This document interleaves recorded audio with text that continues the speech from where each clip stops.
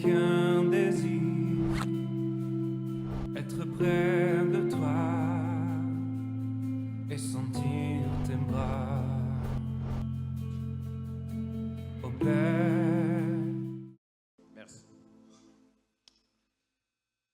C'est encore une grande joie de nous retrouver ensemble pour parler de la part de Dieu.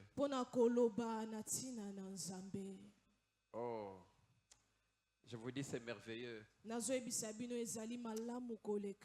Mais avant de commencer la parole, le Seigneur me dit de vous parler d'une chose.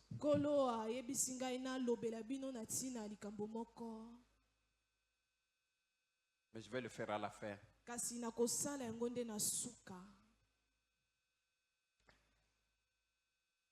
Nous avons commencé notre thème sur l'alliance.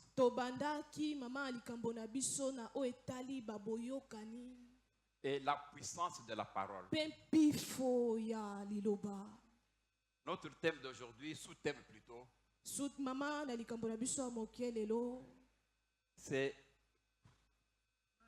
le respect de la parole donnée. Nous en avons encore parlé. Et nous allons encore continuer aujourd'hui. Mais aujourd'hui c'est spécial. Alors que moi j'avais prévu autre chose. Le Seigneur lui a prévu une autre chose. Je vous ai toujours dit, chers frères et sœurs, que le Seigneur parle. Le Seigneur il est vivant. Le culte d'aujourd'hui, ce que je veux vous prêcher aujourd'hui, ce que je vais prêcher aujourd'hui, je vous dis, Dieu m'entend. Ça ne vient pas de moi. Ça devait de Seigneur lui-même. Il parle, il vous donne même les versets bibliques. Il dit Kapuku. Aujourd'hui, prêche ça. Prêche ces versets ici. Je vous le dis. Qu'est-ce que je dois faire? C'est la parole de Dieu. Je ne peux que suivre ce que Dieu a dit. Mais c'est toujours dans le cadre des alliances. Alors je vous transmets le message du Seigneur à travers les versets bibliques qu'il m'a donnés et que nous allons prêcher aujourd'hui. Le Seigneur dit ceci. Vous savez, je disais, quand je n'étais pas encore pasteur, lorsque j'étais dans une église et le pasteur disait ça,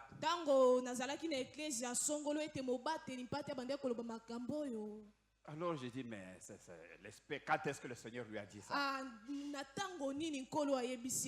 Les pasteurs parlent n'importe quoi.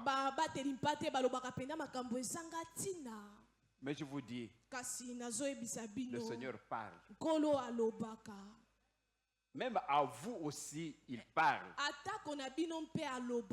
Si vous faites attention. Dieu le dit lui-même dans sa parole. Que le Seigneur parle tantôt d'une façon, tantôt d'une autre. Mais c'est dans la Bible. Comment vous pouvez croire que le Seigneur ne parle pas? Il vous dit qu'il vous parle dans les rêves, dans les songes et dans les visions. Mais c'est dans le livre de Job 33, 14 à 16. Et si vous dites que le Seigneur m'a parlé, pourquoi vous pouvez douter? Parce qu'il peut aussi vous parler. Et c'est ce qu'il a dit. Alors, le Seigneur a remarqué une chose. Le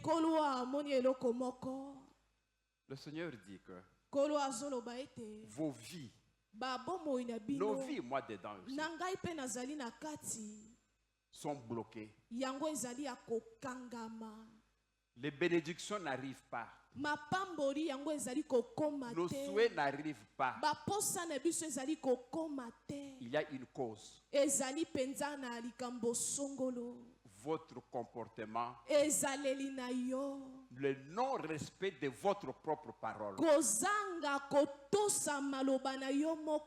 le non-respect de la parole de Dieu.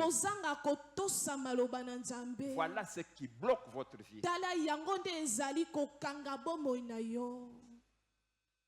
Le Seigneur a même donné des versets. Nous allons lire ces versets. Vous allez comprendre que le Seigneur est celui qui veut le respect de votre propre parole.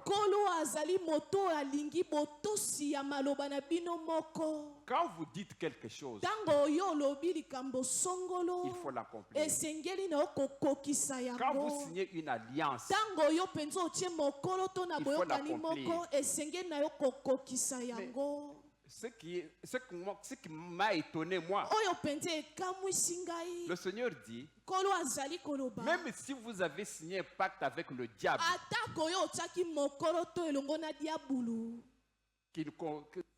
ce qui n'est pas bon pour le Seigneur, vous devez le respecter. Mais c'est vous qui avez signé ça. À ce sujet, je vous donne seulement 2 versets. On a vu avec vous que les Gabaonites ont utilisé le mensonge, la ruse, devant Josué, pour dire que nous venons de très loin pour signer une alliance. Josué, sans se référer au Seigneur, on l'a menti, ils ont signé cette alliance. Mais basé sur la ruse, sur le mensonge. Mais Dieu dit ceci. Quand bien même il y a eu du mensonge, à partir du moment où vous avez signé, vous devez le respecter. Lorsque ils n'ont pas respecté cette alliance-là, l'alliance était qu'on ne va pas les tuer. Mais le roi Saoul les a tués. Parce que quand un contrat est basé sur la ruse, le mensonge, après ce contrat-là est nul. Pour vous, mais pas pour Dieu. Dieu est descendu du ciel. Il a donné une grande famine. Et le roi David ne savait quoi faire. Le roi David a demandé à Dieu, pourquoi la famine comme ça? Dieu lui dit, c'est parce que le roi Saoul a tué les Gabaonites alors qu'il avait signé un pacte d'alliance. Vous comprenez? Même si c'est fait sur base du mensonge, vous avez signé, vous devez le respecter. Vous ne respectez pas, vous avez l'affaire avec Dieu. Un deuxième mensonge. Ésaü était vieux. Non, Isaac était vieux. Il appelle Ésaü. Ésaü, je vais mourir bientôt. Fais-moi le gibier. Que je te bénisse. Sa maman Rebecca, ayant entendu cela, a utilisé le mensonge. Il a appelé Jacob. Toi, fais vite le gibier. Comme ça, ton papa va te bénir. Alors qu'Ésaïe était parti chercher le gibier. Le mensonge. Mais malgré ce mensonge, on a béni Jacob. Et la grâce de Dieu, les bénédictions sont tombées sur Jacob. Alors que c'est obtenu par mensonge. Mais pourquoi Dieu n'a pas refusé? Vous comprenez? Le respect de la parole. Amen. Amen. Et Dieu dit ceci. Dans vos vies là, que du mensonge. Que du mensonge. Vous dites oui. Alors que vous devez dire non. Vous dites non. Alors que vous devez dire oui. Et Dieu vous bloque. Vous bloque. Parce que vous ne respectez pas la parole. Dieu est le garant des alliances. Parce que Dieu lui-même fait des alliances. C'est pourquoi il veut que quand il fait une alliance, que les gens respectent. Amen. Amen. Nous allons lire le passage que Dieu nous a donné.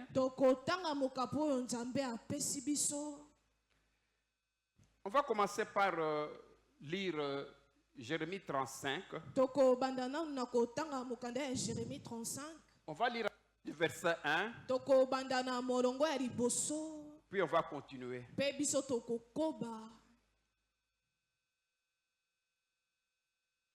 Jérémie 35.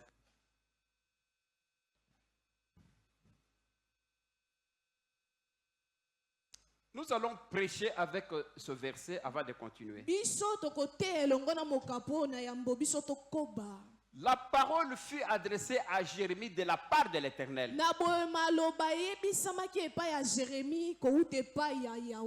Donc Dieu a parlé à Jérémie.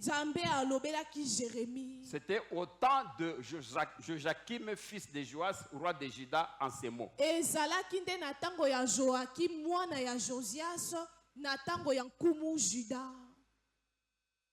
Alors Dieu dit ceci. Toi Jérémie, va à la maison des Récabites et parle-leur. Tu les conduiras à la maison de l'Éternel. C'est-à-dire, Jérémie, va chez les Récabites. C'est comme nous sommes ici. Et Dieu dit, Kapuku, va chez, je vais citer Balouba pour ne pas, va chez les Balouba. Hein, donc tu les prends et puis tu les amènes à la maison de l'Éternel. Tu prends les Balouba, tu les amènes à l'église. Donc, va à la maison des Récabites et parle-leur. Tu les conduiras à la maison de l'Éternel. Dans une des chambres. Et tu leur offriras du vin à boire. C'est-à-dire que dès que tu les prends, tu les amènes à l'église. Tu entres dans une des chambres. Et mais pourquoi tu as changé le verset sans que je te le dise? Tu vas les rentrer dans une des chambres et tu leur offriras du vin à boire. Tu vois? Prenez les Récabites. C'est comme les Balouba, une tribu. Amène-les dans une chambre et donne-leur du vin à boire. Continue. J'ai pris Jazania, fils de Jérémie, fils de Abazina, ses frères, tous ses fils, et toute la maison de Rekabit. Donc, Jérémie est parti. Il a pris toute la maison, tous les balouba, et puis il les a amenés dans l'église, dans une chambre. Continuez. Et je les conduis à la maison de l'Éternel, dans la chambre des fils de Anna, fils de Jidalia, homme de Dieu, près de la chambre des chefs, au-dessus de la chambre de Maïsa, fils de Shalva, au fait, il les a menés dans cette chambre-là. Continue.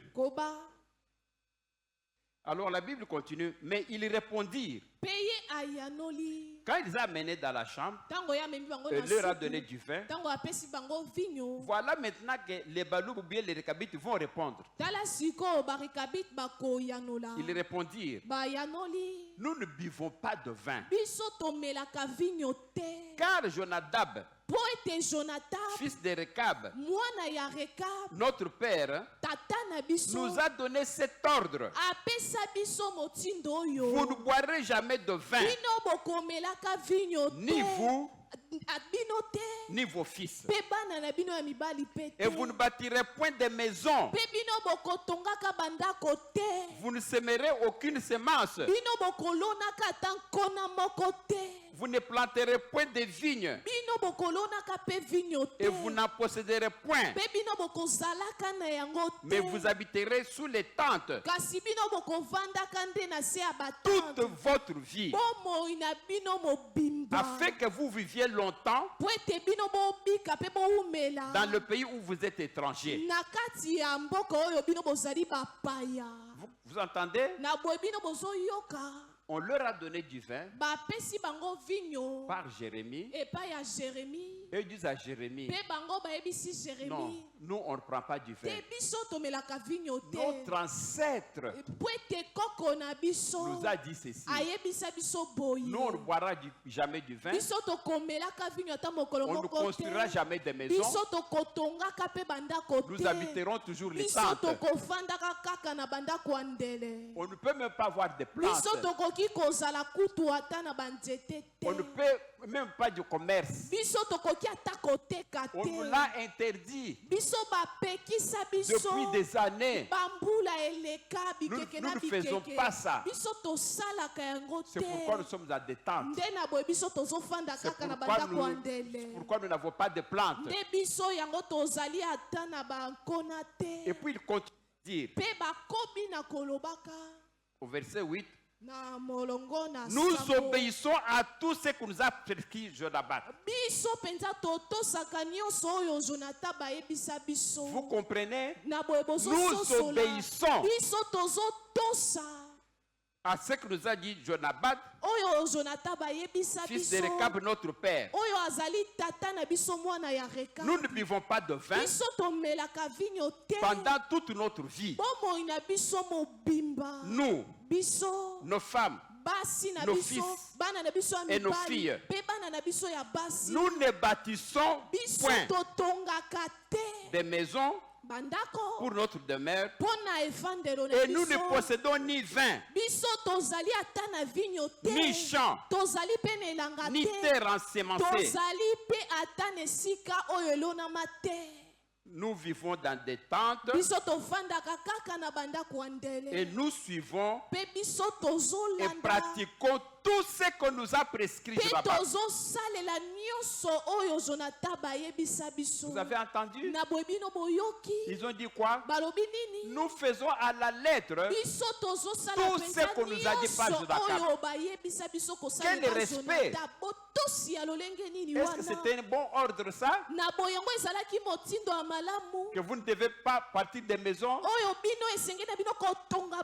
Vous ne devez même pas avoir de plantes? Est-ce que c'est un bon conseil? Mais ils ont dit qu'ils appliquent ça.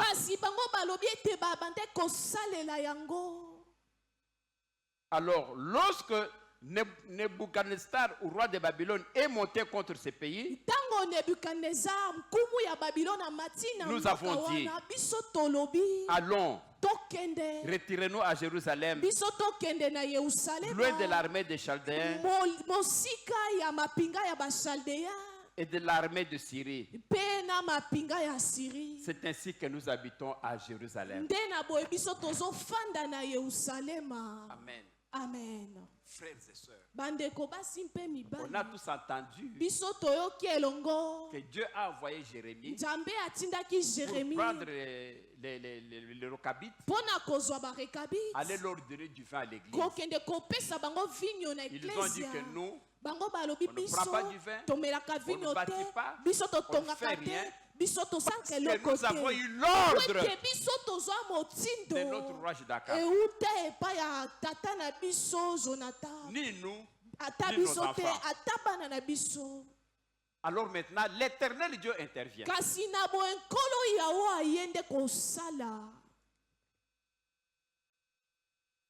Verset 12. Allons, verset 12.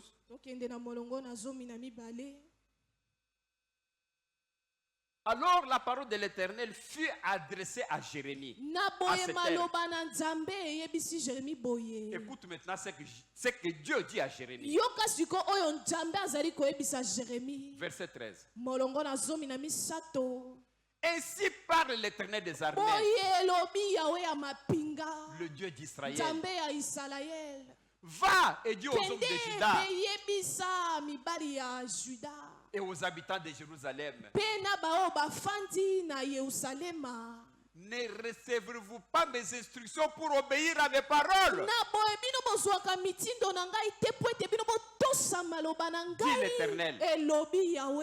L'Éternel leur dit ceci. Ces gens-là, on leur a interdit de construire. On leur a interdit de planter. Ils ne respectent ces paroles. Mais vous, mes enfants, mes paroles à moi, pourquoi vous ne les respectez pas?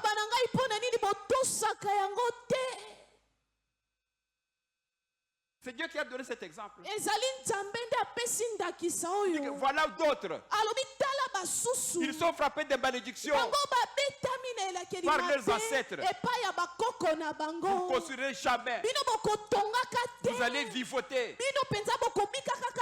Pas de plantes. Habiter dans des tentes. Ce sont des paroles de malédiction. Mais ils les respectent. Ils disent que depuis qu'on a prononcé, nous les respectons. C'est pourquoi on ne prend pas du vin. C'est pourquoi on est toujours dans des tentes. Dieu vous demande. Regardez ces gens-là. Des paroles qui gâchent leur vie. Des interdictions qui gâchent leur vie. Ils les respectent. Mais moi, Dieu, pourquoi vous ne respectez pas mes instructions? Le verset suivant.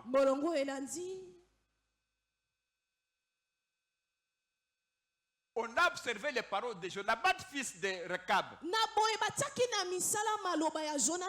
a ordonné à ses fils de ne pas boire du vin. Et ils n'en ont pas jusqu'à ce jour. Parce qu'ils ont obéi à l'ordre de leur père. Et moi, l'Éternel, je vous ai parlé, mes enfants. Je vous ai parlé dès le matin. Et vous ne m'avez pas écouté. Oh, Dieu pleure ici. Mais pourquoi? Pourquoi vous ne respectez pas mes paroles? Verset suivant. Je vous ai envoyé tous mes serviteurs. Je vous ai envoyé les prophètes. Je vous ai envoyé les pasteurs que je suis. Je les ai envoyés dès le matin pour vous dire, revenez chacun de votre mauvaise voie. Mais ici quand Dieu dit, je vous ai envoyé mes serviteurs, les prophètes, les pasteurs, pour qu'ils vous disent. Alors quand je vous parle là, je suis envoyé de l'Éternel. Je vous parle de l'Éternel. C'est Dieu qui dit qu'il m'a envoyé pour vous parler. Donc il faut comprendre, comme je vous dis, que quand je vous parle, je suis un homme, mais les paroles qui sortent, c'est l'autre parole de l'Éternel qui m'a envoyé pour vous les dire. Revenez chacun sur votre mauvaise voie. Amendez vos actions. N'allez pas après d'autres dieux pour les servir. Et vous resterez dans le pays que j'ai donné à vous et à vos pères. Mais vous ne m'avez pas prêté l'oreille. Vous ne m'avez pas écouté. C'est Dieu qui parle. Allons au dernier verset peut-être. Oui, les fils de Jacob, fils de Jacob, observent l'ordre que leur a donné leur père.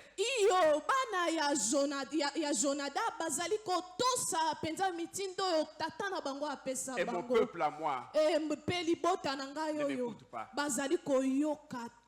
Frères et sœurs, je vous parle de la part du Seigneur.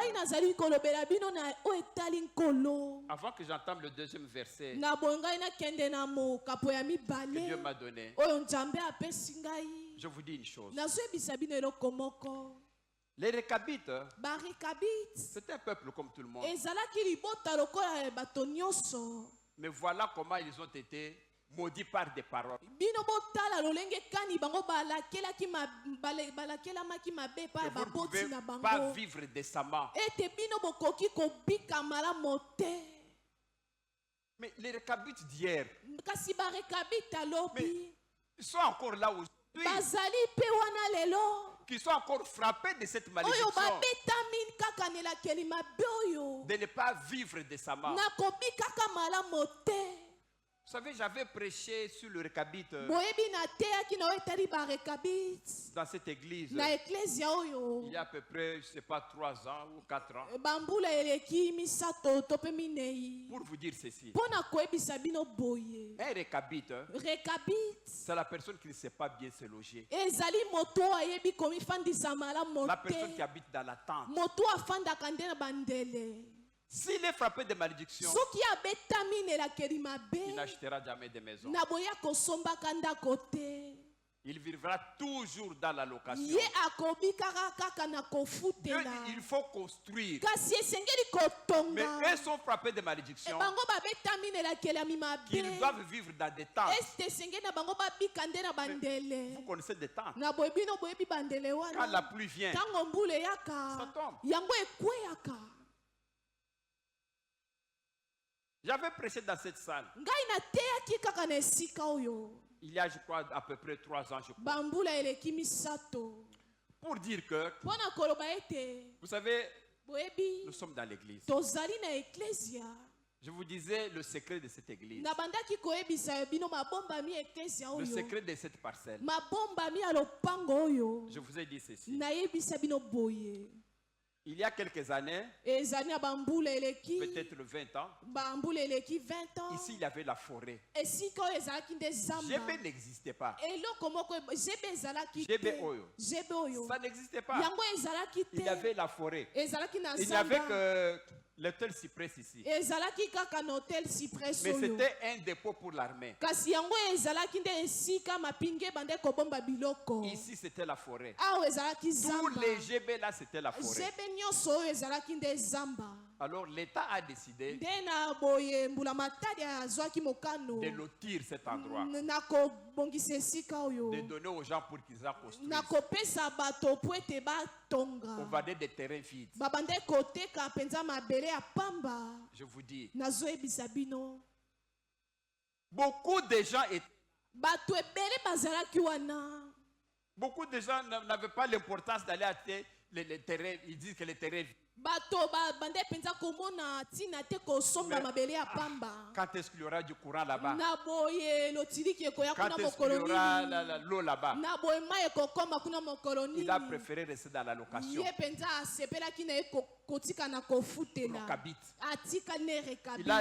Il a préféré rester dans la tente. Parce qu'il est frappé de cette malédiction de ne pas construire. Mais ceux qui n'ont pas été frappés ont acheté. Vous savez à combien est-ce qu'on vendait un terrain ici? Je peux peut-être dire c'était aujourd'hui, je peux dire que c'était 200 000 francs. 200 000 francs. Moi, c'était l'État qui vendait. C'était presque gratuit. C'est ainsi que moi j'ai acheté cette parcelle. C'était la forêt. Je marchais dans la forêt comme ça. J'enlève les herbes comme ça. Ici. On est parti chez le cadastre. Il m'a montré que voilà ma part. Et quand on est venu me montrer par le géomètre, c'était la forêt. Mais aujourd'hui, c'est pas la forêt. C'est maintenant le quartier, parmi les quartiers les plus.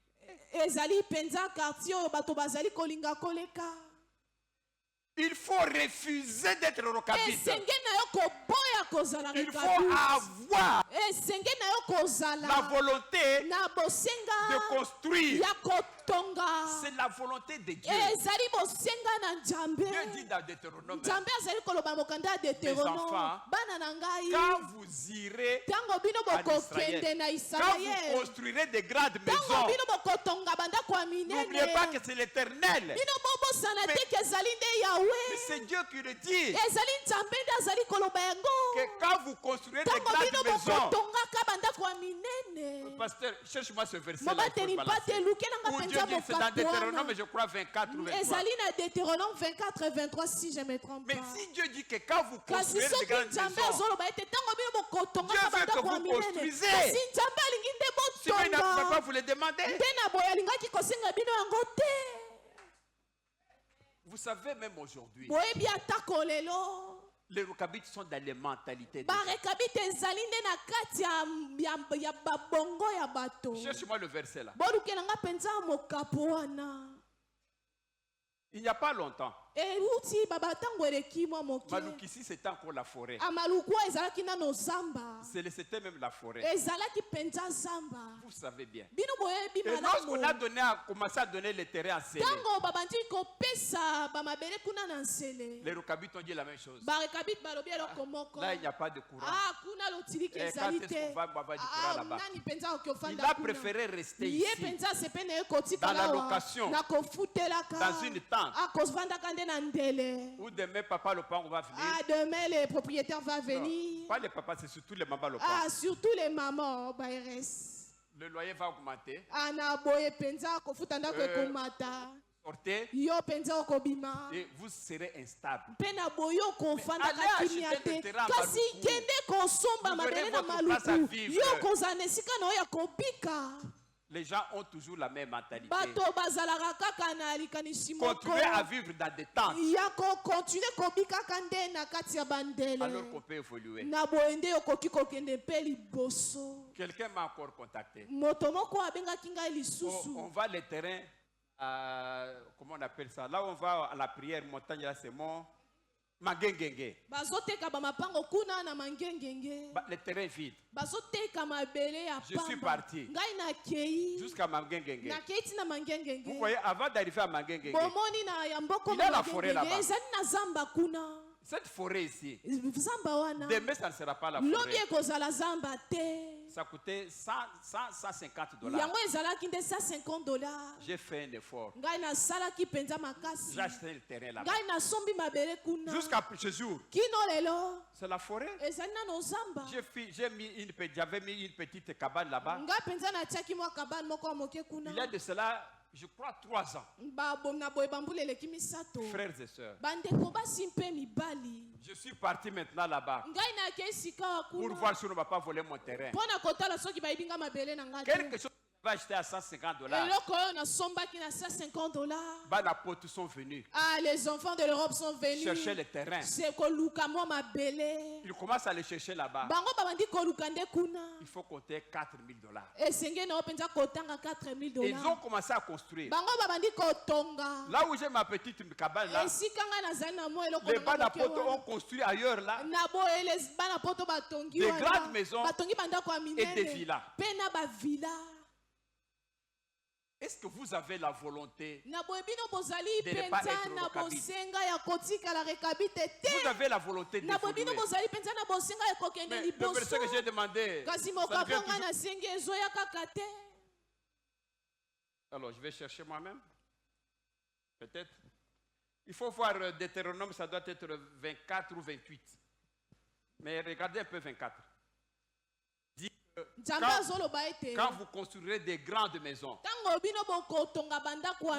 mettez seulement Google, ça va sortir. Amen. Amen. Le respect de la parole donnée. Quand vous dites quelque chose, il faut le respecter. Vous vous rappelez,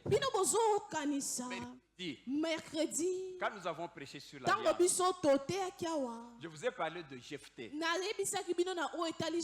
Jephthé a demandé à Dieu, je m'en vais en guerre. Dieu me donne la victoire. Lorsque je vais rentrer chez moi, la première personne que je vais croiser, je vais te le consacrer. Jephthé, Dieu a dit, ok, d'accord. Il a donné sa parole. Jephthé est parti en guerre. Dieu lui a donné la victoire. Lorsque Jephthé maintenant rentre chez lui, la première personne qu'il a croisée, c'était sa propre fille. Son unique enfant d'ailleurs. Jephthé n'avait qu'un enfant et cette fille-là. Jephthé a pleuré. Ma fille, pourquoi tu m'as fait ça? J'avais promis à l'Éternel. S'il me donne la victoire, la première personne que je vais croiser, je vais l'offrir. La fille lui dit, mais papa, tu dois respecter ta parole. Si tu as dit à l'Éternel que tu dois offrir la première personne que tu vas rencontrer, et que cette personne c'est moi, tue-moi. On a prêché ça. Qu'est-ce qui s'est passé? La fille s'est offerte. On l'a tuée. On l'a tuée pour l'offrir à l'Éternel. Le respect de la parole. Est-ce que vous respectez la parole?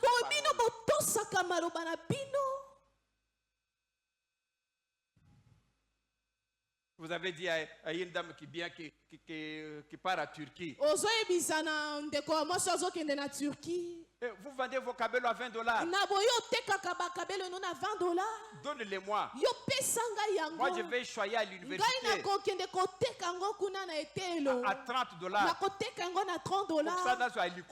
Comme ça, j'aurai le bénéfice. Je vais vous remettre. On t'a donné 20 cabellos. Tu es parti vendre. Tu as eu l'argent pour revenir remettre à l'autre. Non, j'ai donné des dettes. On ne m'a pas encore remis. Alors que tu as déjà l'argent. Que tu as mangé. Tu as commencé à chercher d'autres argent. Ta parole. Le mensonge. Voilà c'est contre quoi Dieu s'insurge. le respect de la parole donnée. Et ce qui m'a surpris, lorsque Dieu nous parlait de ça, il insiste sur les jeunes garçons et les jeunes filles. Il dit Kapuku parle-leur. Nous avons dans cette salle des jeunes garçons qui ont 3, 4 à 5 fiancés. Ils promettent des mariages à toutes les filles, tout en sachant que c'est du mensonge. Tu ne vas pas épouser 5 filles. Tu es tenté de les tromper. Parfois, je connais les cas où quelqu'un, il savait qu'il n'allait pas épouser ces filles. Mais comme il avait l'argent pour toucher le cœur de la fille, pour que la fille se donne à lui, pour qu'il commence à coucher avec lui, il va même jusqu'à faire des prédotes. Donc je vais t'épouser. Prédote. Il a encore là, il donne la prédote. 3, 4, 5 prédotes. Quand la fille voit que l'homme a donné la prédote, ok, donc c'est mon futur mari. Commence à coucher en désordre. La fille se rassure que non, il a prédoté. Toutes les 5 filles disent la même chose. Mais Dieu a bloqué vos vies à cause de ça. À cause de ces mensonges-là, vous gâchez la vie des jeunes filles. La même chose avec les jeunes filles qui ont 3, 4, 5 fiancés, qui trompent que je vais t'épouser. Tu ne vas pas épouser 5 garçons. Je me rappelle une fois une fille qui m'avait vu me dit, mais pasteur, il y a 4 garçons qui me demandent le mariage. Mais je ne sais pas lequel je dois choisir. Est-ce que vraiment Dieu peut m'indiquer quel est le meilleur choix pour moi?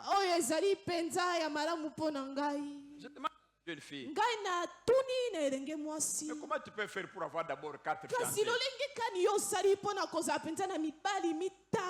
fille me dit, mais c'est la garantie. Parce qu'on ne sait jamais qui ment, qui ne ment pas. Peut-être que celui-ci ment, alors on peut avoir l'autre. Ah, yes, ouais. Ah, Jésus. C'est un papillon. C'est grave. Le mensonge, le respect de la parole donnée. Quand vous dites quelque chose, je vous dis mercredi, pour ceux qui n'étaient pas là, que quand on dit oui, c'est un serment. Ça doit se respecter. Dieu est là pour le respect de l'alliance, le respect de la parole donnée. Amen. Amen. Comme on a beaucoup de choses aujourd'hui à faire, je crois que je vais poursuivre par vous donner quelques exemples. Et puis nous allons terminer là aujourd'hui.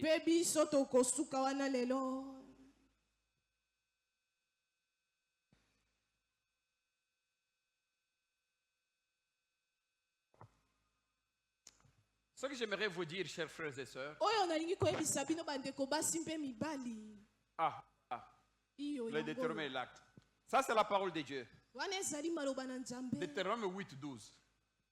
Lorsque tu mangeras et tu te rassasieras, lorsque tu bâtiras et tu habiteras de belles maisons. Qui dit ça? C'est pas Dieu. Dieu refuse que tu puisses bâtir. Mais pourquoi toi tu vis dans des tentes? Pourquoi toute ta vie tu dois le terminer dans la location? La location, c'est quelque chose de fragile. C'est comme une tente. Demain, ça va s'écrouler. Demain, le propriétaire peut vendre cette parcelle. C'est la tente, ça. Dieu vous dit quoi? Quand tu mangeras, tu te rassasieras. Est-ce que quand toi tu manges, tu te rassasies? Lorsque tu bâtiras, disons tous, je bâtirai. Je bâtirai. Dis-le avec foi. Je bâtirai. Pour le bâtir comme ceux qui...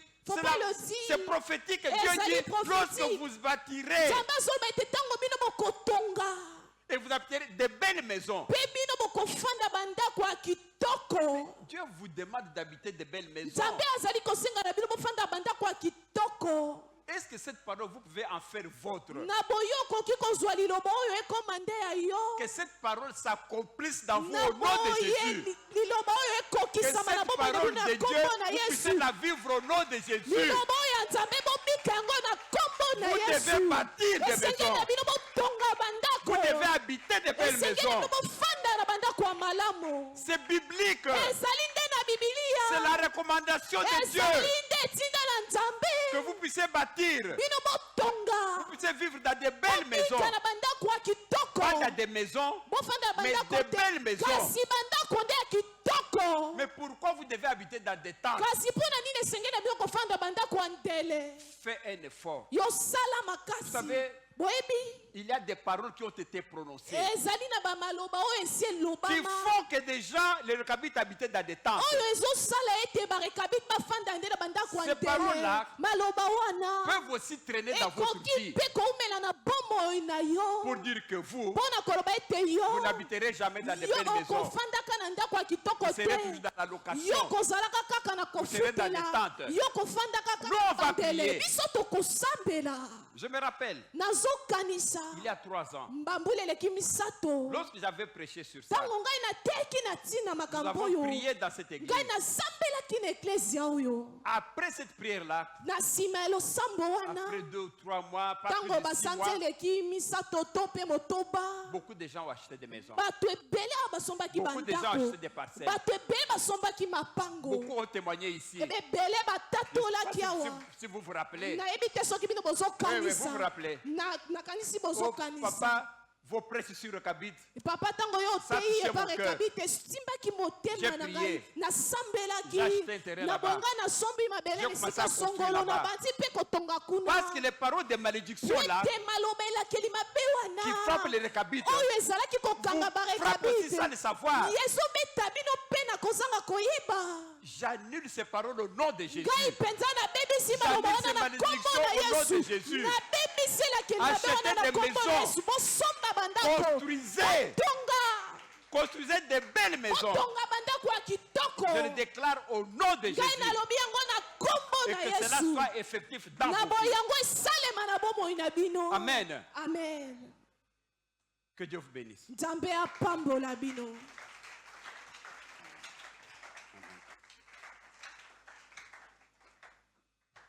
Je vais vous parler d'une chose que j'avais voulu parler au début. Je vous dis que je vais vous parler à la fin.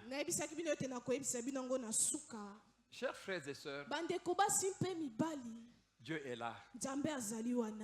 Les miracles de Dieu continuent jusqu'à ce jour. Moi, votre frère, votre pasteur, j'ai connu un miracle. Un miracle. C'est quoi? Qu'est-ce que j'ai vécu? J'ai vécu 2 miracles avant-hier. Vous savez, j'ai les clés de la maison qui sont là. Ces clés ont toujours été ici quand je viens. Gros trousseau de clés, je mets là-bas. Après avoir prêché, je descends. les clés et la Bible. Je rentre à la maison. Mais il y a 2 ou 3 jours, c'était mercredi quand j'ai prêché mercredi, mes clés étaient portées disparues. Personne ne peut venir prendre les clés chez la table des pasteurs. Après tout, je le vois parce que moi je suis ici. Si quelqu'un vient ici, c'est impossible. Je viens toujours, j'ai même ma Bible et les clés là-bas. Mais mercredi, en la prêche, je vois ma Bible, il n'y avait pas de clés. Chercher les clés. J'ai demandé à tout le monde. Personne n'a vu les clés. J'ai regardé à toutes les chaises. Il n'y avait pas les clés. J'ai compris la voiture du malin. Peut-être d'autres veulent dire, mais peut-être la clé pouvait être. Non. J'ai connu cette aventure une fois. J'étais assis il y a quelques années, peut-être 2 ans. J'étais assis sur l'avenue, sur une chaise, tellement qu'il faisait chaud. Il y a un membre de famille qui est venu. Ah, il m'a trouvé dehors. Bon, j'ai demandé aussi la chaise. On s'est mis dehors là. On a commencé à causer. J'avais mon téléphone. J'ai mis le téléphone sur la chaise. On était en train de causer. On était à 2. Ah non. Satan, il est mauvais. Alors que nous étions à 2, le téléphone a disparu. Je dis, mais tu avais le téléphone ici? Et l'autre me dit, mais oui, tu avais le téléphone. Mais nous sommes seulement à 2. Le téléphone est à partir où? Le téléphone a disparu. Miraculeusement. J'ai compris Satan. Quand Satan veut entrer dans votre vie, il y a des points qu'il touche. La communication. Même dans le rêve, quand on vous pique le téléphone, priez pour le récupérer spirituellement. Je vous le dis de façon sincère. Prie que vous récupérez ça spirituellement. Quand vous êtes dans les rêves, quand vous volez les clés, même spirituellement, c'est un mauvais signe. La clé ouvre les bénédictions. La clé ferme les portes des malédictions. Et quand vous perdez les clés, ce n'est pas impossible. J'ai prié. J'ai récupéré spirituellement mes clés. Frères et sœurs, hier, j'ai mes prières que j'ai fait ici à l'église. Je viens avec ma Bible. J'ouvre ma Bible. Cette Bible ici. Je trouve mes clés dedans. Je vous dis de façon mes clés. J'ouvre, je dis, mais Seigneur, les clés dans la Bible, comme ça. Ça c'est... Non, ça c'est Dieu. Comment je ne peux pas mettre les clés dans la Bible? Ouvert comme ça, les clés là-bas.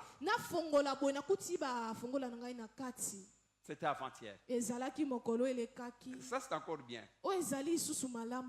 La nuit, je suis en train de prier. Vers 2 heures du matin. J'ai fait des prières prophétiques. C'est quoi la prière prophétique? Voilà comment je l'ai fait. Je prie pour Galates 5:10. Tout ce qui passe sur l'écran, Galates 5:10. Galates 5:10. Tout celui qui vous trouble, qu'il puisse payer sa peine. Alors, comment j'ai fait cette prière? J'ai pris une feuille. J'ai mis Galates 5:10. J'ai dit, Seigneur, que tout celui qui me trouve, qu'il puisse payer sa... Alors, j'ai écrit le nom des gens qui me troublent, que je connais qu'ils me troublent. J'ai mis par exemple Pierre, Marguerite, Tante Jeanne, Oncle Crispin. J'ai mis le nom de tous ces gens-là. Moi, je connais qu'ils me troublent. J'ai mis là esprit de blocage. J'ai mis tous les esprits là. Comme on fait la prière là. Quand nous disons que le fait de détruire les esprits tels que des maladies, j'ai mis ça sur le papier. J'ai mis ça sur le papier. Alors, dans la chambre, j'ai une boîte d'allumettes. J'ai une boîte était ici, une autre était là-bas. Alors j'ai pris la boîte d'allumettes avec laquelle je devais brûler maintenant ces esprits-là, ces démons-là. Avant, bien sûr, j'ai fait la prière. J'ai dit, Seigneur, tu m'as donné le pouvoir sur toutes les forces de l'ennemi. Alors, je prends l'esprit de Crispin. Je le mets dans ce papier sur le nom de Jésus. Parce que j'ai ce pouvoir. Parce que j'ai l'autorité sur ces esprits. Quand moi je dis esprit de Grégoire, je prends cet esprit de Grégoire. Je te mets là où j'ai écrit Grégoire. Je te mets là-bas.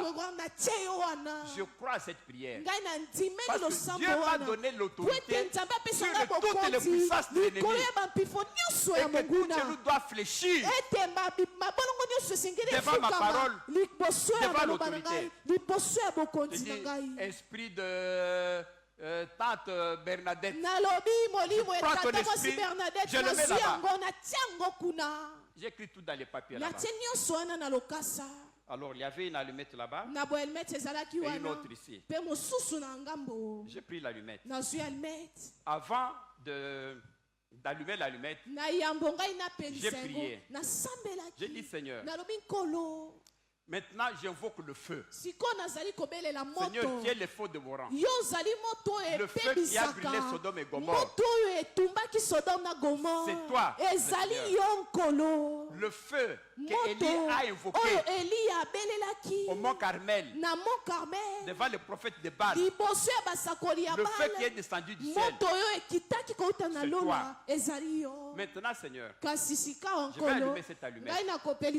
Que le feu ici qui va sortir, j'ordonne à ce feu ici que ça ne soit pas le feu de l'allumette, mais que ça soit le feu qui descend du ciel. Comme celui qui a brûlé Sodome et Gomorrhe. Chers frères et sœurs, j'ai allumé l'allumette. J'ai pris alors le papier où j'avais écrit tous les esprits de démons. J'ai commencé à allumer. Ça a commencé à s'allumer, à brûler, à brûler. À un certain moment, je vous l'ai dit au nom de Jésus, j'ai entendu un boum. J'ai sursauté là où j'étais. Et quand je regarde d'où est venu le bruit, d'autres allumettes qui étaient de l'autre côté, que je n'avais pas touché, ont pris le feu. L'allumette a commencé à brûler de lui-même. L'allumette s'est brûlée. J'étais là et directement, je suis sorti, j'ai pris la main. Pour que ça cuise pas l'incendie, j'ai étouffé le feu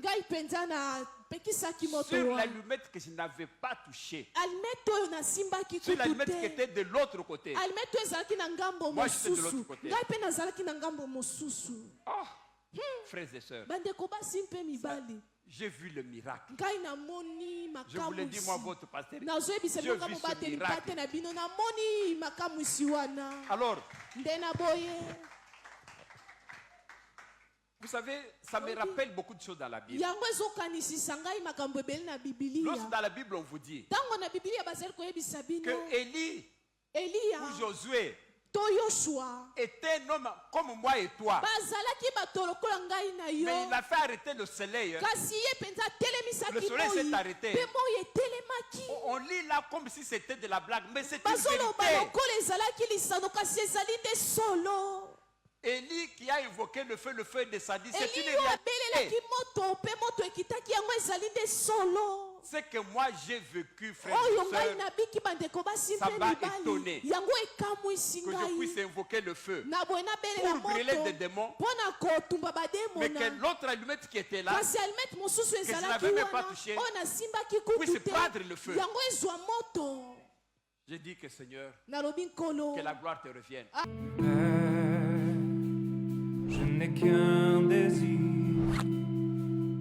être près de toi et sentir tes bras.